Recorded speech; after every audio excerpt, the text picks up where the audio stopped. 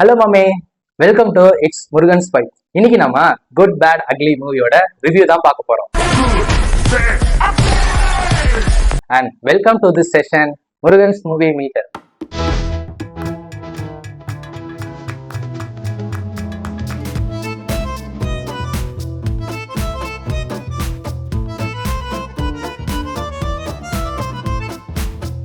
வழக்கம் போல good bad ugly movie பார்க்கலான்ட்டு நான் first day first show book பண்ணி தியேட்டருக்குள்ள போனேங்க. போகும்போதே தலை ஃபேன்ஸ் அப்படி வரவேற்றாங்க. எப்படின்னு தானே கேக்குறீங்க, நீங்களே பாருங்க.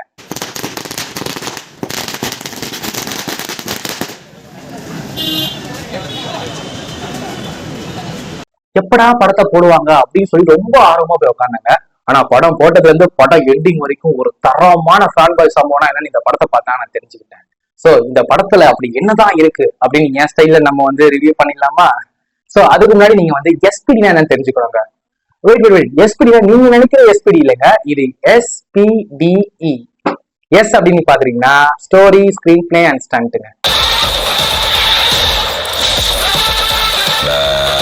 ஸ்டோரி அப்படின்னு நீங்க பாத்துட்டீங்கன்னா ஒரு நார்மலான கேங்ஸ்டர் ஸ்டோரிங்க. நம்ம ஏகே ஸ்டார்டிங்ல பெரிய கேங்ஸ்டரா இருக்காருங்க. ஒரு தரமான சம்பவம் ஒண்ணு பண்ணிடுறாருங்க.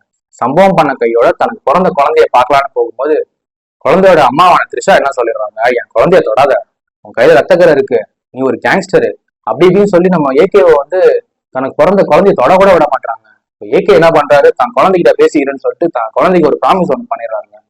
தம்பி, நான் உனக்கு நல்ல அப்பாவா இருக்க முடியாது, ஆனா கவலைப்படாத, உனக்கு 18 வயசு ஆனதுக்கு அப்புறம் நான் கண்டிப்பா உன்னை பாப்பப்பா அப்படின்னு சொல்லிட்டு அவர் ஜெயிலுக்கு போயிடுறாருங்க.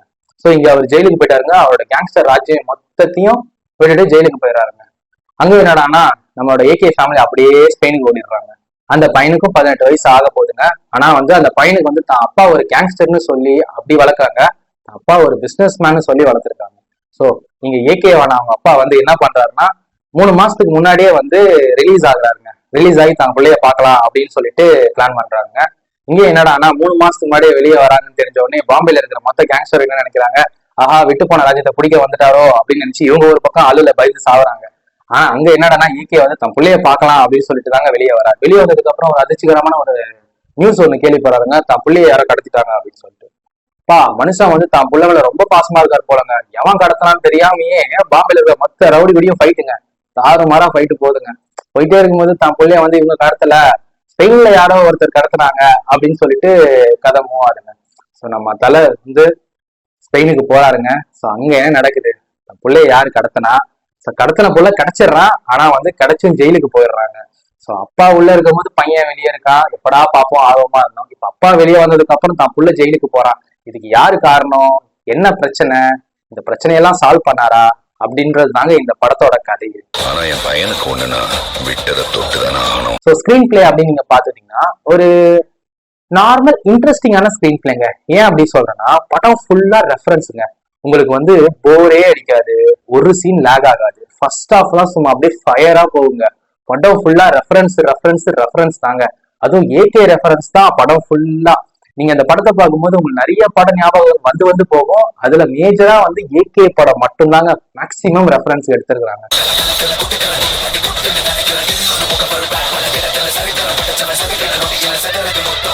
ஸோ ஃபர்ஸ்ட் ஹாஃப்ல லேக் எங்கேயுமே தெரியாதுன்னா படம் சூப்பரா இருக்கும். ஃபர்ஸ்ட் ஹாஃப்ல ஃபுல் அண்ட் ஃபுல் ரெஃபரன்ஸோட படம் தரமா இருக்குங்க. செகண்ட் ஹாஃப் இன்னும் வேற லெவல்ல இருக்குங்க. அதாவது ஏகேயோட பிளாஷ்பேக் ஒண்ணு கேட்பாரு. அதாவது அர்ஜுன் தாஸ் ஏகேனா யாரு அப்படின்ற மாதிரி ஒரு பிளாஷ்பேக் ஒண்ணு சொல்லுவாங்க, அனிமேஷன்ல ஓடும். அது சும்மா அப்படியே தரமா இருக்குங்க அந்த பிளாஷ்பேக். அந்த பிளாஷ்பேக் அப்புறம் கொஞ்சம் லேக் அடிக்கும். இல்ல கொஞ்சம் சரி அதை விடுங்க, படம் வேற லெவல் மாமே.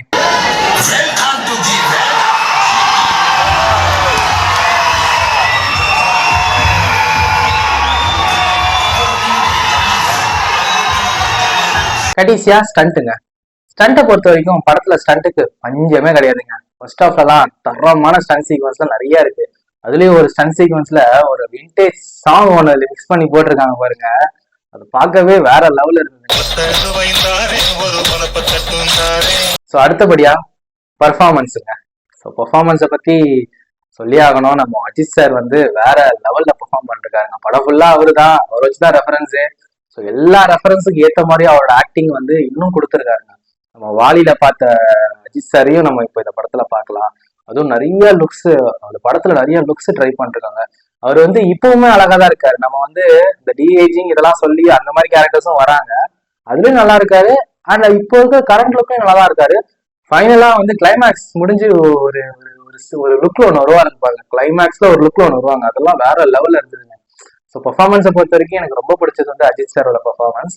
அவங்களுக்கு அடுத்தபடியா நம்ம த்ரிஷா மேம் இருக்காங்க, பிரபு சார் இருக்காரு, அர்ஜுன் தாஸ் அண்ட் வந்து பிரசன்னா அவங்க, அண்ட் வந்து சுனில் கேரக்டர்லாம் வந்து நமக்கு வந்து எப்படின்னா ஸ்டார்டிங்ல அப்படியே கொஞ்சம் கொஞ்சம் ஃபன்னியா இருப்பாரு. அவருக்குன்னு ஒரு ஆக்ஷன் சீன் ஒன்று வரும், தரமா வச்சு செஞ்சிருப்பாரு.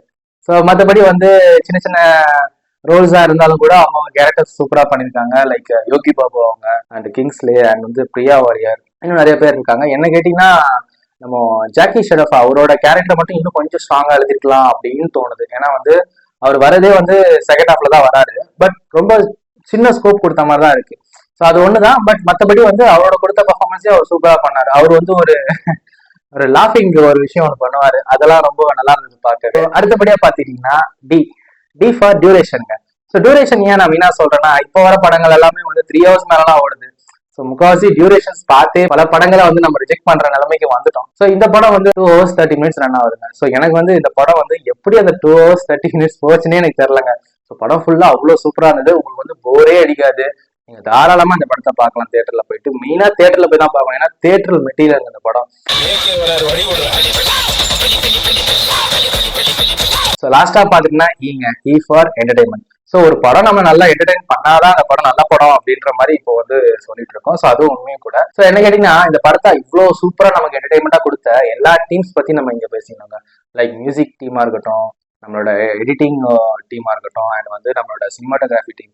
ஸோ எல்லாருமே இதுல வந்து பங்கேற்றிருக்காங்க. ஸோ வந்து நமக்கு வந்து ரொம்ப ஒரு என்டர்டைன்மெண்டான ஒரு ஃபர்ஸ்ட் கிளாஸ் ஒரு வைபான படத்தை இந்த வருஷம் கொடுத்துருக்காங்க. So thanks to Adhik Ravichander. So இந்த படம் வந்து ஒரு தரமான ஃபேன் பாய் சம்பவமா இருக்குங்க. இந்த படத்தை பத்தி நம்ம எல்லாமே டிஸ்கஸ் பண்ணிட்டாங்க. ஸோ ஃபைனலா இந்த படத்தோட மூவி மீட்டரை பார்த்துட்டு வந்துருவோமா?